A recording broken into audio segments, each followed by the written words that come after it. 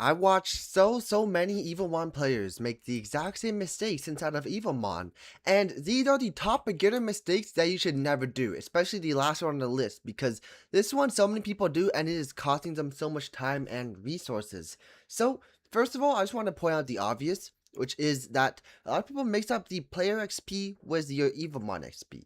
Because if we take a look at my player XP, I'm level 42, right? And most people get stuck at the player XP, not the Evomon XP. So then they ask around, how do you level up your Evomon as fast as possible? Like, how do you level up as fast as possible in Evomon? But you can't just say that, because then people might mistake it for the actual level in Evomon, like the levels of your Evomons. But these you aren't really gated by. I mean, you could just use a couple of these EXP fruits. You could just AFK grind up, but the player XP you are gated by, and that is time gated, which means that on your day 1, you can't just instantly get to the maximum level. And many people, they get stuck on especially levels 28, 29, and levels 35 through 39. So my best tip for that is to just make sure you do all of your dailies every single day. Many people forget about this, but this is your best source of permanent EXP. Aside from that, there's also the index, which you should do, because the index is a great, brilliant source of experience, as well as getting the shiny version of every single Evomon. Like, I have the Lava Rock over here, but if I go to the shiny version, we can see that there are more things to be unlocked, and I also have like shiny Sparkit, and the shiny versions will give you, they'll just give you more EXP.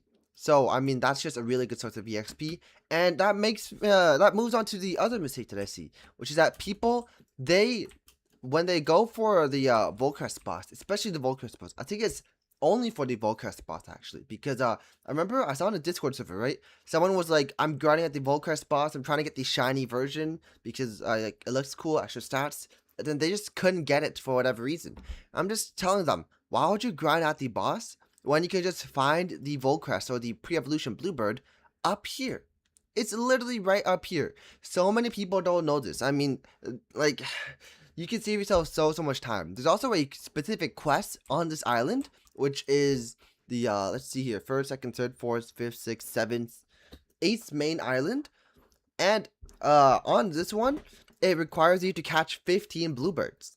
But what I did was I caught 15 bluebirds by just fighting the Volcrest King boss over and over. And that is really inefficient, because there's 2 bluebird spawns up here, there's 2 more down there. I mean, there's really no reason to be grinding at the Volcrest boss if you know that these things exist. Obviously, I don't know why they are up here. It's just really hidden, so you probably have grinded down there, because you do see there's the chirpy guys down there, and you're thinking, okay, well, where there's chirpies, there's got to be other spawns, right? And then you look around the bottom of the island, you see there's nothing, and then you just forget to come up here, because I don't know why the devs made it up here. They probably need to add a sign somewhere that says there's a bluebird spawns up here, but this is definitely something that many people overlook. Now, aside from those, there is also a major mistake that I see people doing, which is that they waste a lot of their balls. Now, in the game, let me just show you real quick what kind of balls you're given. So let me just, I'll just equip a lava rock to quickly defeat one of these bluebird guys. Oh wait, I already have my lava rock here. What am I doing? Yeah, got stone edge. I'm just gonna quickly fight one of these bluebirds and go to the catching animation and show you exactly where I see people mess up. Also, I saw a rock is super effective against flying, is it not? Maybe it's only in Pokemon. I don't know. But this bluebird, he's dead now. Let's disable auto. So many people, without thinking, they just, they go for this ball, or they don't know when to use these king balls, these prismatic balls, and they waste them. Well, the thing is that the king balls and prismatic balls, while you do get quite a lot of them in the game, which is definitely enough for a full team, if you waste even 1 or 2 of them, it'll be so much harder to get yourself the shiny or the triple S version of a any kind of Evomon here. So typically, when you do catch an Evomon, I recommend you just use the normal ball for it. The advanced ball is basically the exact same thing as the normal ball, but it just has a guaranteed catch rate. And you might be thinking, oh, guaranteed, that's gotta be so much better, right? Not really, because you can just get infinite of these little guys as well. You can just keep on farming for them, right? And you also have like infinite normal balls, so it's really no point. But the only upside to the advanced ball is that it increases your prismatic chance. Take a look down here. It's 0.8%, but if we switch back, it becomes 0.45%. So you could increase your prismatic chance that way. And in addition, if you use these balls, I mean, the King's Ball, it guarantees triple S tier and it makes it prismatic or higher chance of prismatic. And this ball, it guarantees prismatic and also triple S. Now, I don't want to accidentally use my King's Ball prismatic ball because the only scenario, and this is a major mistake by the way, write this down. The only scenario where you should use a King's Ball or a prismatic ball is on a couple specific Evomons and uh, a couple of specific scenarios. So, number one, when you are farming Lavites, because Lavites is relatively simple to defeat. They don't have any healing mechanics such as the when you're grinding like Terras and Terragons, the seed bombs makes it so difficult to defeat them, or the leech seed makes it incredibly difficult to defeat them. The Lavites are lower level. They're found on the third world, which is Lava Crag here, and they're really easy to defeat. So there's no reason why you shouldn't be able to keep on grinding them until you can get a shiny one. And once you do get a shiny, then that is when it is okay to use a prismatic ball or a king's ball. But you might be thinking, I mean, prismatic and king's ball, right? What's the difference between them? Because they both say the guarantees the captured Evomon will have triple S tier talent, as well as the prismatic ball. But the prismatic ball says random sparkle appearance, and you're like, sparkle appearance, is that reference to the shiny mutation because it makes them sparkly? Well, not really. The sparkle appearance is actually the prismatic over here, and there is a very major difference. Because this is also another mistake. They don't know the difference between shiny and prismatic.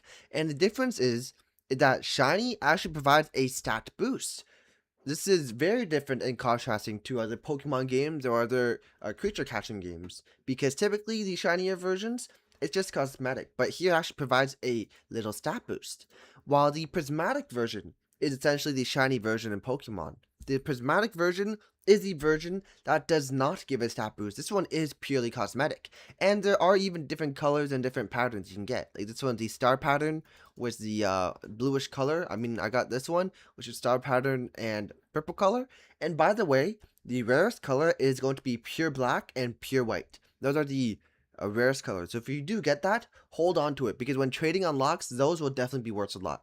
Especially if it's pure black, pure white, combined with the fact that it is shiny and it's got triple S tier. I mean, that's just gonna be really high value once trading comes out. So do not get rid of those whatsoever. Don't make sure to prioritize those and level those up, because you obviously want to level up the rare one so that when you do trade it, they are worth more.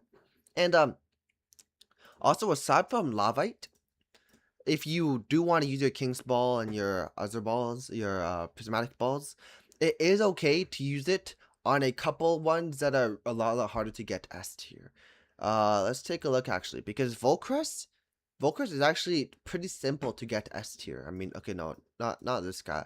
I have no, not S tier. What am I saying? Like sparkling or shiny, because these guys aren't actually that difficult to defeat. They are relatively similar to defeat. You can find a lot of them down here. You can find them up here. And at level 88, level 86, they're going to get 2-shot at most stages of the game. Even if you are mid-game, early mid-game, you can probably still 2-3 tap them.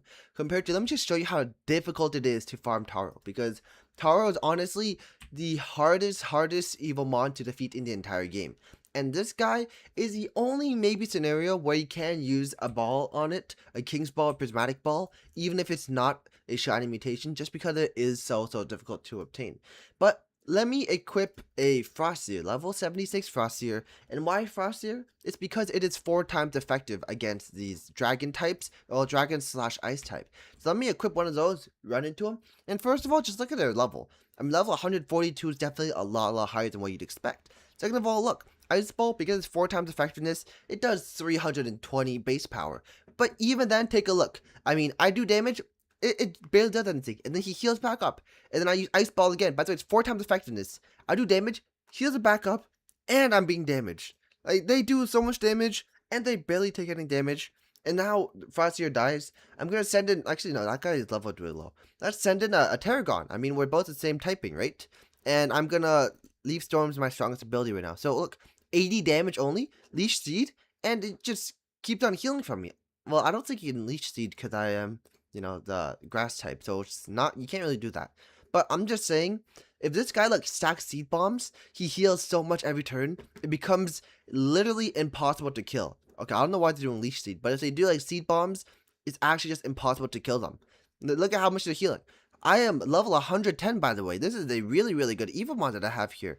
And yet, I do no damage.